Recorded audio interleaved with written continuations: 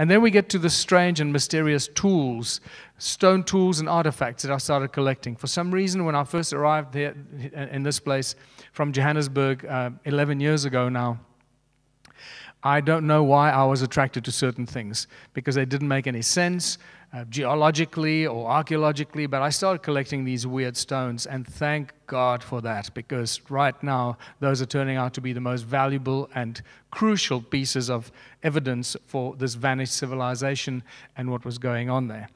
You can see how happy I was when I picked up that one. And then we have what I call these the bird-shaped stones. Here's another bird-shaped stone. It looks like it was carved, and then the patina has grown over it. And then the weird cone-shaped tools that I started collecting. Just strange cone-shaped tools everywhere, scattered across the mountains. Not to forget the Doughnut stones or the Torus stones. And there are thousands, if not hundreds of thousands, of these Doughnut Torus-shaped stones scattered throughout southern Africa. And that brings us to the stones that ring like bells, these weird elongated stones that look like French loaves, that when you tap them, they ring so spectacularly, so beautifully, you would not believe it's a stone, it's a bell. That's what you want. You realize that this thing really rings like a bell, and it reverberates for quite a long time.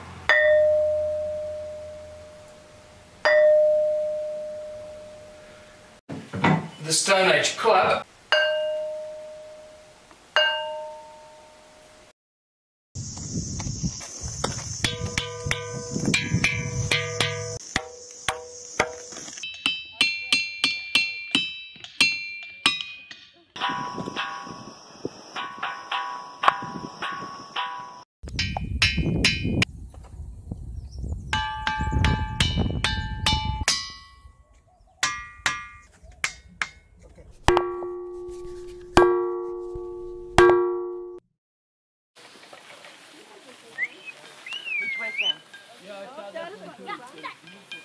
Straight. Beautiful. Look at this. Uncle Bob, I'm not the forestry truck.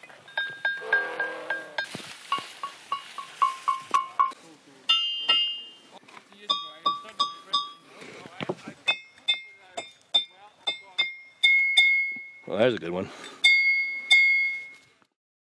The one at the top here, for example, that clearly looks like it was carved or shaped by somebody. That doesn't look like a normal stone, and neither does the one at the bottom. And they both ring at the same frequency. That is the key thing here, when you ring them. And they ring like bells. In fact, that one at the top was the very first tool that I've ever collected. But nothing could have prepared me for the discovery of January 2018, when my first Stone Circle research team accidentally discovered the mud fossils of giants and other creatures.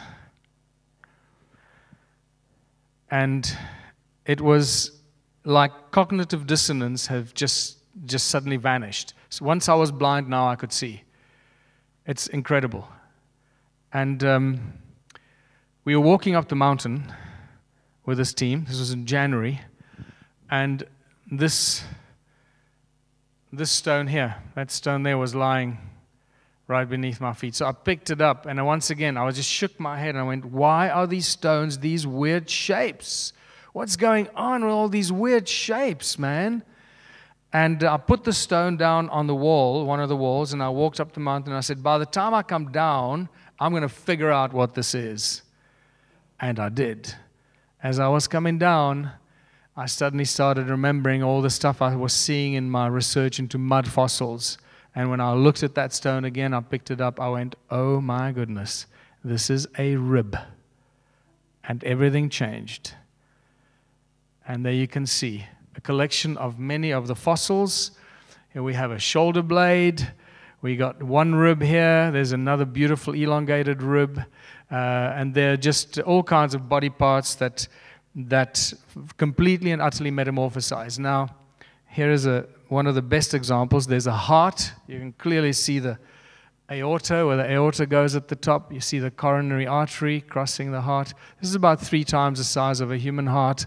So this could possibly fit the shape of an Anunnaki. If the Anunnaki were 3 times the size or twice the size of humans, that could be an Anunnaki heart. Completely fossilized, metamorphosized into Hornfels rock. This is a huge problem for geology and metallurgy and chemistry. It seems that when these body parts get trapped in mud and water, they completely and utterly transmutate and transform from whatever organ it was or body part with the internal structure. It completely metamorphosizes into very dense crystalline rock called hornfels in geological terms. When these fossils break and you look at the internal structure, you can't see internal structure. This is the mystery. Only when you look carefully, you start seeing some indications of weird things going on. And you'll see what I mean in a second. But just to the untrained eye, when any of these fossils break, it just looks like black rock, known as hornfels or ringstone. We have teeth, hearts, ribs, and I'm picking up more and more hearts, different shapes and sizes of hearts. In fact, some of them look like they still have organic material in it. By the way, we have identified a few of these fossils and taken them away to the lab to extract DNA. Yes, you can extract DNA from mud fossils. That is not something new. It has been done before. So I wait with great anticipation for us to extract DNA from some of these fossils, because that's going to be a whole nother step. And one of the things that happened, I was holding that heart in my hand like I was here in this picture. Literally, it was taken on the same day. I was standing with his heart in my hand, and this couple pulled up, a guy and his wife, and he ran up and he said, "Hey, Michael, how's it going? I've been watching your videos." And he looked at me and said, "Is that a heart you're holding?" And I go, "Yeah, well, I think it's a heart." He goes, "Well, it is a heart. I'm a surgeon. That's a bloody heart." And I go, "Wow, you're a surgeon?" "Yeah, I'm a surgeon at the Johannesburg Gen." So I said, "Wow, hey, would you mind just going on video and telling me a bit about some of these body parts?" So I've got about a 5-minute video or more, but like a 10-minute video clip of him going around telling me what these different body parts are. So it was a really beautifully timed moment. And since then, there have been many doctors and physicians and people that understand human anatomy, and their jaws literally fall to the ground when they see what fills the museum. That is where the shoulder blade was lying. I've been driving past this for 10 years. 10 years. Didn't see it. That's that expression. Once I was blind, but now I can see. Everything changes. Here's a bone knuckle, a large bone knuckle. The shaft going to the left, and you can see with my feet next to it, the size of that. I mean, and this is like a foot in a shoe or something. It's like some sort of a foot in a leather shoe. I was joking about this. Emma and I were up the mountain. We were joking. Look, this looks just like a foot. This is 6 months before we realized that we're actually dealing with mud fossils. Suddenly, everything changes. Now we go, okay, well, what's going on here? Here we've got bones. You can clearly see that that's a bone up there. That's not a rock, a fossilized bone. And all these others. This is a bone with muscle attached to it. So that's what these rocks look like. That's when the whole muscle and tissue together fossilize. That's what happens. They create these beautiful rounded structures. Here you got pieces of a spine. There's that rib that I picked up. More ribs. The fascinating thing about this rib here, that seems to be the one right at the top, except like 3 or 4 times the size of a human rib. When you look at it from the edge, it looks like someone cut it with a knife. It was like somebody was having a spare rib feast. It's ridiculous. Here's a part of a jawbone, this piece that goes up right under your ear here, except that's like 20 times the size of a human. Not sure what this is, what part of the body that is. This is another look at that bone and a claw. This is a claw from some creature. Have no idea, but we're now picking up more and more claws and hooves of creatures. This is a hoof of some creature. This is where the bone would have come in from the top. You can see it's got cutting marks, as if somebody actually cut the bone. There's like the talon on the side here. You can see where the talon would broke off, or the, what's that thing? The talon? Was it called a talon? A claw? The claw or the talon on the chicken foot is another angle.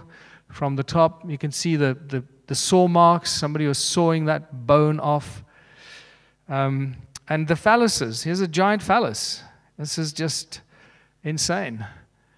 This was taken out near Adam's calendar. And then this is just a collection, a shot of a bunch of skin, sort of reptilian skin with the meat attached to it. This is a close-up of the reptilian skin on one of them. And this is my favorite one, where you can actually see the skin at the top and how the epithelial cells are growing up into the skin before they actually reach the top. This entire thing is one piece of Hornfels rock, completely and utterly metamorphosized. You cannot distinguish internal organs in any possible way. That is a huge cognitive dissonance problem we're going to have to come across, because we don't understand how that works. I don't know what the hell this is, but I find it fascinating. Again, you can see the skin, the reptilian skin, and whatever this was inside here that completely turned to rock. This is one of my favorite pieces. Again, the skin there, and then these claw marks or teeth marks. Somebody was having a little steak when a giant wall of mud came and engulfed them all and turned them into mud fossils. And then recently, on the last Stone Circle expedition, I've been walking past this rock and many rocks like this lying up on top of the mountain, and you just think they're rocks. Well, you'd be wrong. All of them are pretty much fossils. We noticed this strange thing in there, this weird, like a, whatever that is, whatever you call it, a pattern in there. And we photographed it, and we started playing with it, the exposure. We realized it's a tail, you see, sort of a lizard or a crocodile tail with a hind leg, one hind leg there, another hind leg down here. When you look at the other, there's another view of it. There's a crocodile or lizard leg, tail going back there. There's the one leg. This entire thing is one giant rock. So, the mud fossils of giants and weird creatures have suddenly taken the spotlight off the stone circles and the vanished civilizations, because they seem to be everywhere. And we now have to put this into context of what we're dealing with here. We've got this vast civilization with all these terraces everywhere, growing huge amounts of food, millions of stone circles, and now this on top of it. What the hell is going on? And that brings us to the whole biblical story. When the gods were on earth, there were giants. And Hugh Newman knows all about this because of his new book about giants on record. We've all seen this. Many of us would have seen this image on the internet of real, actual historic finds of giants or pieces of giants or fragments. So these are real. And yet this is nothing compared to what we're finding. In the Jewish Encyclopaedia, we get told about the rabbinical tradition, about the Anakim that are of the same titanic races as the Rephaim, the Nephilim, the Gibborim, the Zamzumim, and the Emim. They talk about them like they were the Russians, the Jews, the Russians, the Polish, the Portuguese, and the Italians, right?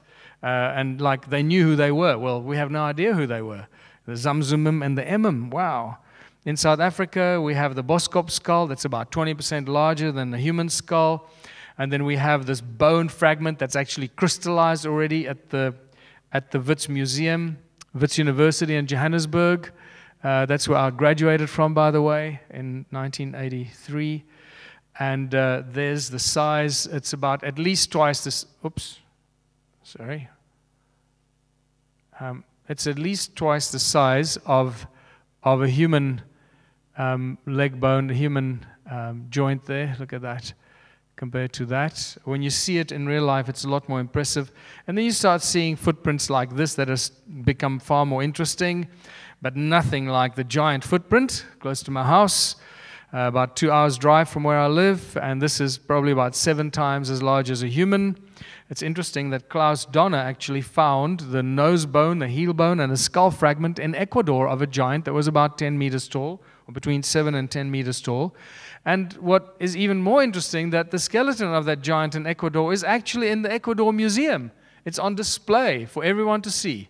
And then there's still people that talk about, oh, giants are just a myth, they don't really exist. And there are these giant skeletons for us to see all over the world. But these are the small guys. Once we start looking at the books of Leviticus and the book of Enoch, everything changes. Because in Leviticus, they tell us, or whoever the narrator is tells us, that we were like locusts by their side. That's how small we were compared to the giants that lived in that part of the world. And the book of Enoch, I've heard about the book of Enoch so much and about the giants, so I looked it up just before I left. And I found it, I think it was on page 69 or 89, I can't remember now, where it clearly talks about the giants that were 3,000 ells tall. So I looked up what an ell is, and an ell is just short of half a meter. So 3,000 ells would make these giants 1.5 kilometers tall, or just short of a mile. Now this is a whole nother scale. And we have to start cognitively and consciously thinking about the possibility and probability and reality of these beings that existed on our planet at some time in the past.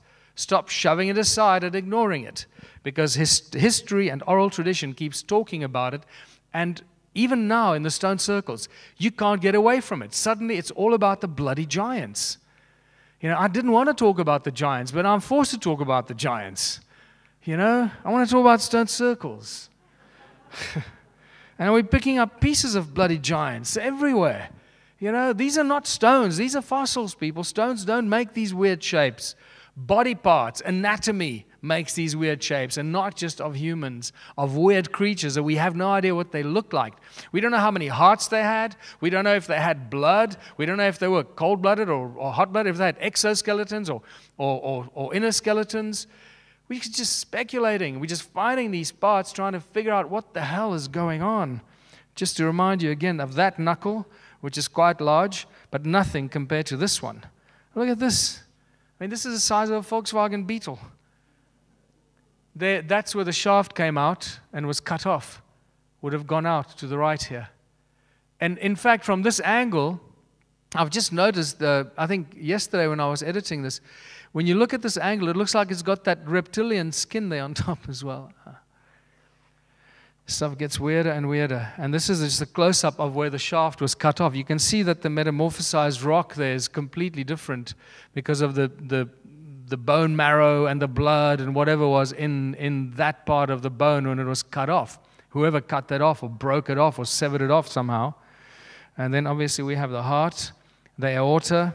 And if you think this is an interesting aorta and a heart, there you can see it going in there. And there's a coronary artery going down. Very clear. If there are any physicians here, you'll know what I mean. It's very obvious. How about this size for a heart? There's where the aorta goes in. That's probably about a, I don't know, 50, 80, 100-ton heart. I have no idea. The fascinating thing, here's a close-up of the aorta, where that aorta, I suspect, would have gone in. And this is propped up right beneath a giant footprint. Like, here it is. It's propped up. It's not accidentally lying there. It's propped up with stones, holding it up. So somebody put it there to draw our attention to the giant footprint. And through some shamanic downloads and shamanic channeling, we've been told that the Anunnaki put this heart there to point to the giant footprint. And they also tell us that they were mining the remains of the giants for the gold in the remains of the bones of the giants.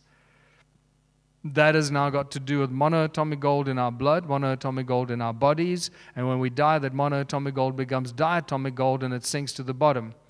So when these giants, and so even when we die, there's gold in our bodies, in our remains, but not much. But in these giants, there would have been quite a lot of gold, and it's all in a concentrated place, so it seems like they went and got the gold from these giants. It gets weirder and weirder.